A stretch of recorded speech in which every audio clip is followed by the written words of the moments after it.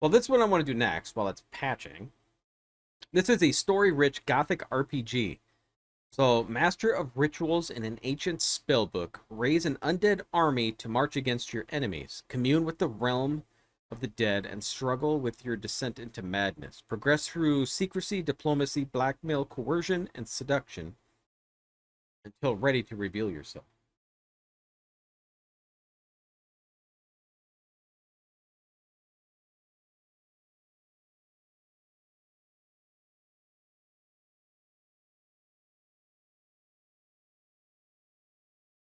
Yeah, this one's taking a while. I don't know why. Man, is it warm in here too? I have a window open, hoping it would cool off. I don't even know what the temperature is at this moment. Got up into the 70s today here, which is insane.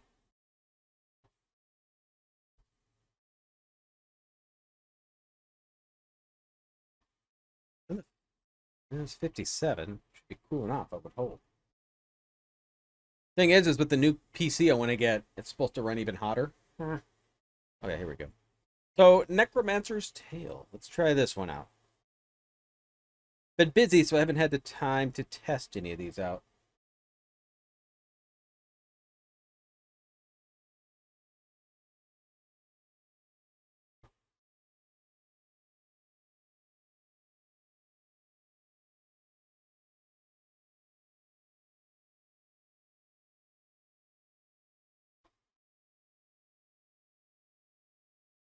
So I don't know if any of these... Oh, wow, that's loud. Give me a chance to quiet it down.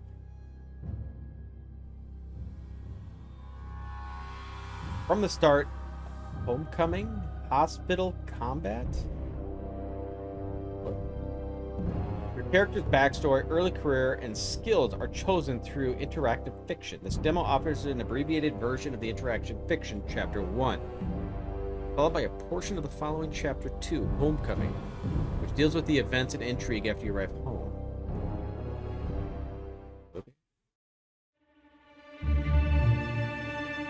Oh man, it's loud.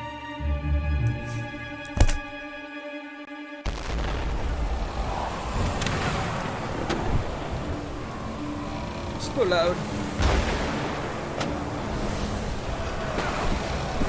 In the year of the Lord, 1701, the Republic of Venice went to war with sovereign monarchy. The war was over passage rights through the Adriatic Sea. At this point, rarely brought up when the war is discussed by future historians. It's like most wars, overstretched and too costly. Neither side could afford it, nor would they back down. Many lives were lost, and whatever outcome each nation would nurse its wounds for some time. The war raged on for 6 years, drained both countries' resources, but the Republic of Venice was older than Ralston and deeper pockets. In war of attrition, they would win, and both sides knew it.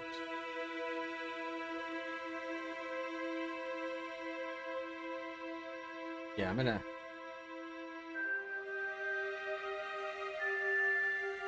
do this. It didn't look like they give me an option to turn it down, but maybe... Oh, here we go.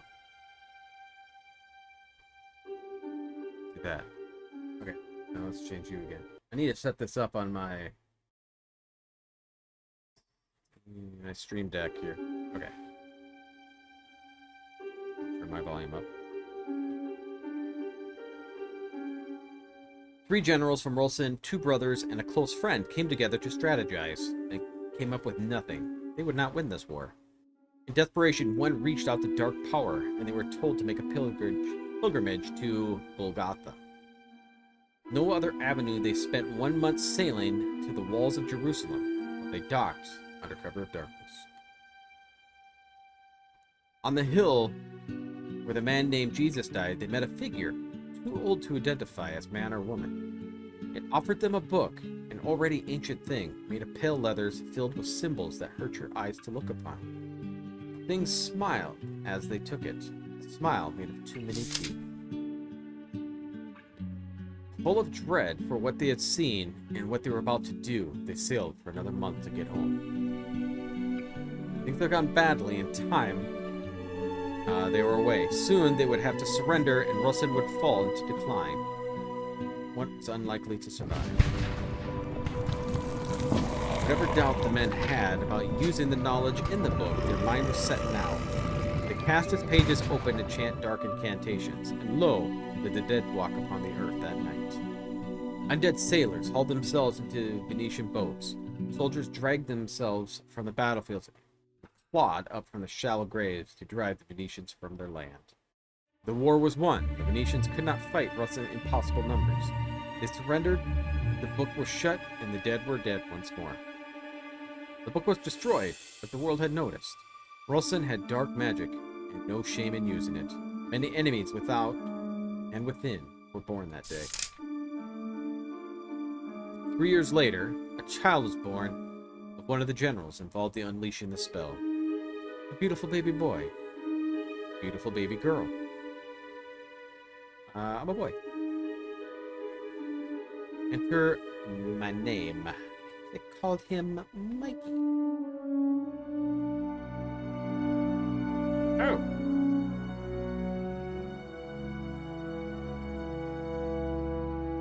The night you were born, a blood moon hung low in the sky.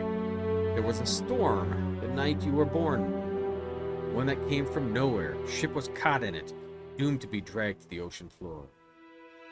A comet passed overhead. Oh, I gotta pick one. Comet passed overhead. A cycle between purple and green. Ship. +1 strength, investigate, and convince. Okay. In a tavern, the captain silently got up, and slowly sailors followed him. Not a word spoken between them. They took their ship and braved the storm. They managed to save half the crew, an otherwise doomed vessel. None of them recalled why they were risking their lives, why they risked their lives for this. 1711. Content abbreviated for demo. Awesome. You were born into wealth and status and had all you could wish for, but your parents never had another child, and your father was often preoccupied with his work, and your mother distant, sickly and delirious. You heard mother say, Hoffman, the family steward, raised you more than they. It was a lonely childhood. 1718. You're 8 years old. You play with friends from school. 2 poor boys, Diedrich and Flip. Your father disapproves. You play in the graveyard outside the city. Nobody goes there without an armed guard. But children do not care for such things. Children are small and fast and can outrun Ghoul. At least when the sun is up. One day you play and you hear rustling coming from the trees. 12 trees. Then a stone whizzes out of the green and hits you on the head. You stare in disbelief. A slow trickle of blood running down your face partially blocks sight from your left eye. The leaves part. Your cousin Lucian, 10 years your senior, steps out. You scan the tree line to spot Sophia, the girl you recognize from school. A group of children from the city emerge from the tree line. You recognize a leader, a boy named Willard. You shouldn't be here, he calls off. It's against the rules. He punches the palm of his hand. This is for your own good. You pick your stick and stand your ground. You don't tell me what to do. You scan the area and spot a guard patrolling the wall. They stand tall, but you know what really scares him. Go ahead. My father will be interested to find out which orphans beat me up. Relax. They all knew who your father was. It was, in truth, probably why they came to fight with you. But they had not considered the consequences. Not until now. They broke pretty fast. First one, then another. Willard was the last to give up. You won't have your father around to protect you forever, said Enrich as he retreated. You forgot about this comment until the day many years later. You ride back into town to bury your father. 1721. That's a lot of reading. One morning, your mother comes to your school. She takes you out through, though classes are not finished. She says everything is okay, but you do not believe her. Her appearance, her mannerisms, or presence alone. Her appearance. Investigate. She's normally so perfect, but her hair is out of place. Her dress is loose, her makeup faded. She brings you around the town. First you stop by Sugared Apples, then she takes you shopping. New clothes, new books, new toys, the luggage trunk. She brings you to the castle, and with some whispered words and coin exchange, the guard lets you into the grounds. You go to the pond and throw bread and watch fish pop their heads up and steal from the ducks. You walk the city walls, and the two of you take in the view. The sea to the west, the hills to the south, the forest to the east and north, and beyond the northern tree line, the road that leads to the capital. That, she tells you through teary eyes, is where you're going. You won't understand until you're older. Maybe not even then. You need more than I can give you. More than I can be. A long intro here.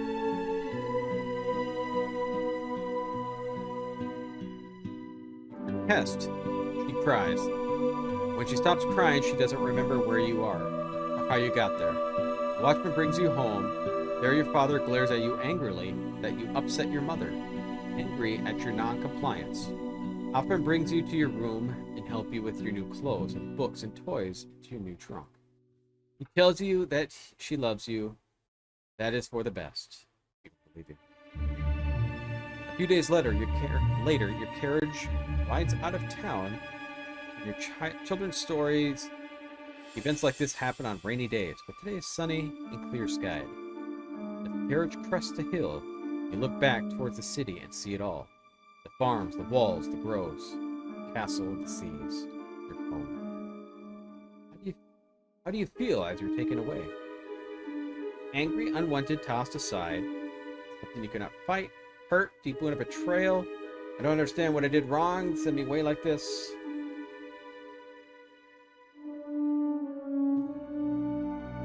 Don't understand. Ambiguity, knowledge, investigate. Ability to notice important details out of place. Well, I'm putting points into that one.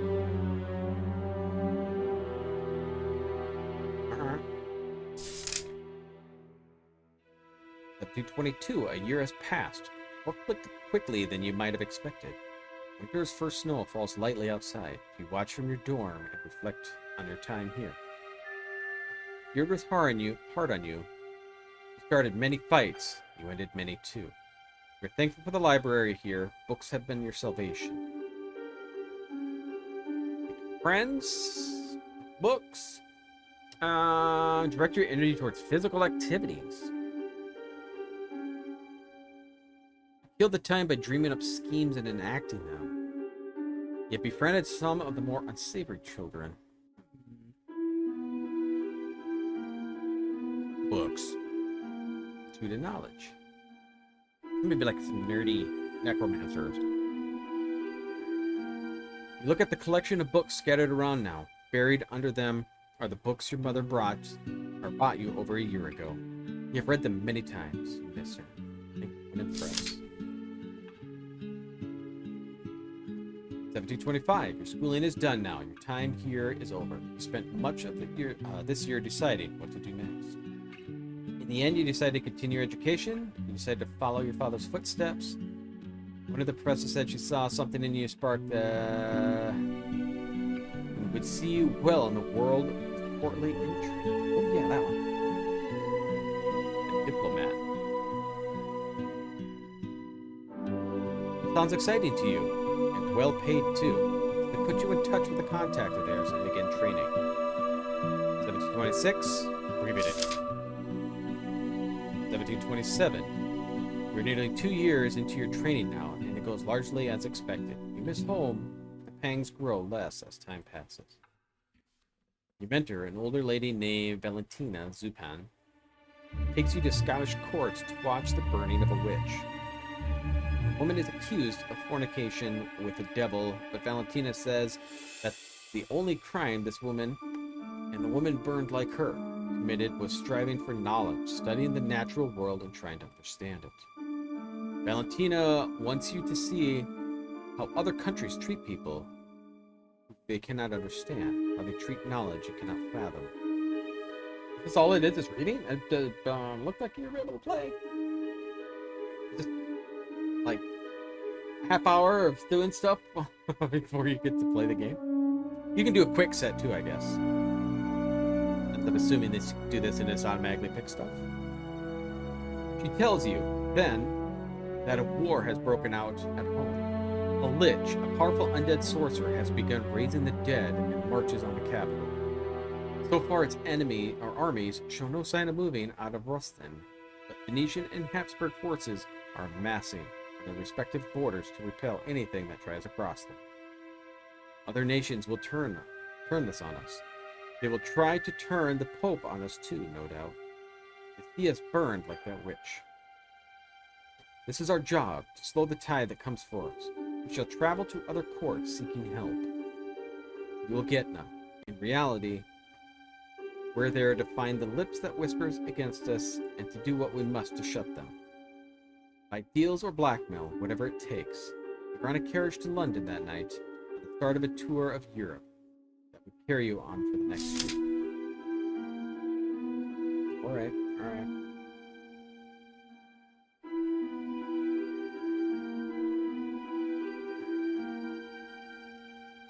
Eventually word reaches to you that the Lich has been defeated, and that its forces collapse as the final blow was struck. Your father was at that battle, and was your uncle.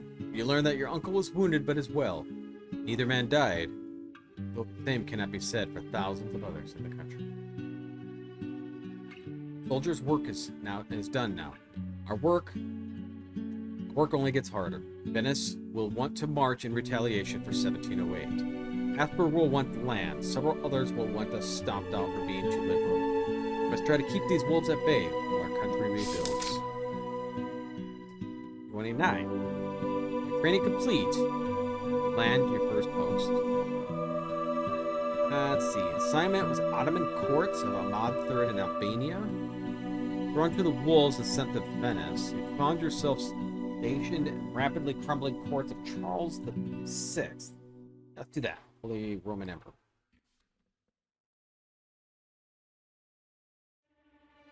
Being at the center of the declining empire is an interesting position. Watch as the tired emperor tried to hold together the infighting dukes, some baying for war on Spain to reclaim their throne there, others wanting to consolidate in order to regrow, and others still wanting to break free of the Habsburgs and go it alone. You find comfort in knowing that you matter not in this game. Then one night there's a knock on your door. You open it and guards enter your room, sweeping it for others. Once they give it a clear, the emperor himself enters. Though only 45, he looks older. His sunken eyes and the jowls of his face reminding you of a sick dog from your youth. He takes a seat by the fire and beckons you to do the same. There are a few pleasantries before he asks that Wolston will support the pragmatic sanctions of 1713 and recognize his daughters as his heirs in order to keep his line alive. You know that he has severed ties with his siblings over this, and your support may prop up the empire for another generation and save it from spiraling further into chaos. You assure him, as a matriarchy, you'll do what you can to support his daughter's ascension. Tell him that your great nation is recovering from both Venetian and Lich wars. Tell him that you will pass his request on to Her Majesty and assure him that such a cause is dear to her heart. Let's do the first one. Support his daughter. For the first time since arriving here, the Emperor smiled. He stood and shook your hand and told you how grateful he was and how he'd always been seen Bothesians as cousins. He did not stay much longer, but left a guard with you to protect you as you wrote your letter to the Queen. As you put pen into paper, you wondered what you had signed your countrymen and women up to. 33. When you learned of your father's death, you were at work. You were called to a private room, and the news was delivered to you by your superior. It was a small stone room, only weighed out, and was blocked by your superior. You were trapped in this terrible gray space in more ways than one. Abbreviated. Now, days later, your carriage crests the hills towards Mars, the sun blasting off the reds and yellow bricks and rippling off the blue seas beyond. Home to see my mother, to support her. Bury a man I never knew. Bury a man I never knew.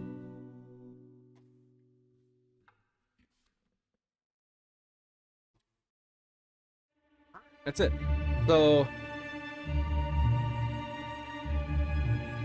okay, con is your health. Agility is your speed. Dexterity affects on how fast you move in combat as well. Very low con. My gosh. Acuity refers to logical thinking and the ability to piece together clues form a conclusion. Knowledge refers to knowing important information such as local history, military, and medical facts. Investigate, ability to notice important details or out-of-place elements. Analyze, the ability to read other people's truthfulness and intentions. Impress, I'm not very impressive. Refers to your charm. Yeah, not very charming. Convince, your ability to tell lies and talk people to doing your bidding. Okay, no points. I could probably take some out, right? I can't. We'll leave it at that. We'll leave it as my story.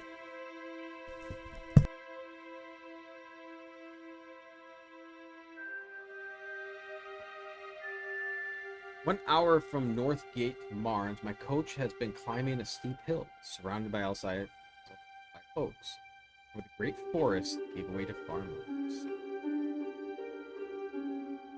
You stop, sir? Hasten. Trust increased. Those people. When I looked again, there stood an old hag in defiant pose, hands on her hips. The young woman was gone, and the two men were scrambling into the cover of the forest, their weapons cast aside in fear. Why in fear?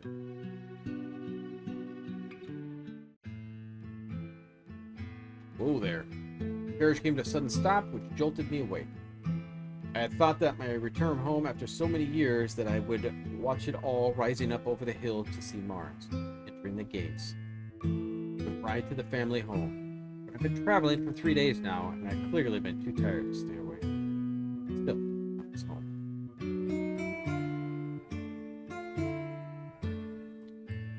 Perhaps it was unkind of me, but when I stepped out and surprised greeted by Hoffman, I expected him to be long retired by now. Despite his age, he stood tall as he greeted me.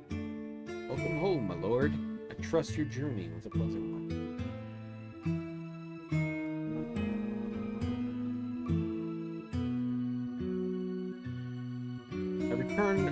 I returned home to bury my father, Albrecht. No, it was not a pleasant journey. Skill check. You're making a skill check. A level 2 analyze check means that you need 2 levels of analyze to pass it. If your skill is less than 2, you can spend points from your skill pool to make up for the balance. The skill pool refills at the start of each chapter.